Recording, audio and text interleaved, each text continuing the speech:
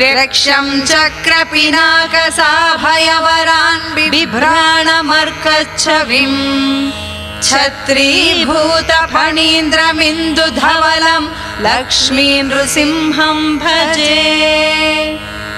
उपास्महे नृसिंहाख्यं ब्रह्मवेदान्तगोचरम् भयोल्लालितसंसारच्छेदहेतुं जगद्गुरुम्।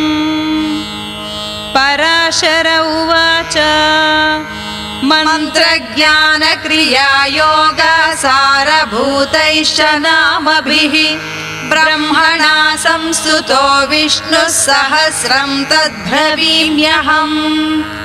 ब्रह्म उवाच ॐ नमो नारसिंहाय वज्रदंश्राय वज्रिणे वज्रदेहाय वज्राय नमः।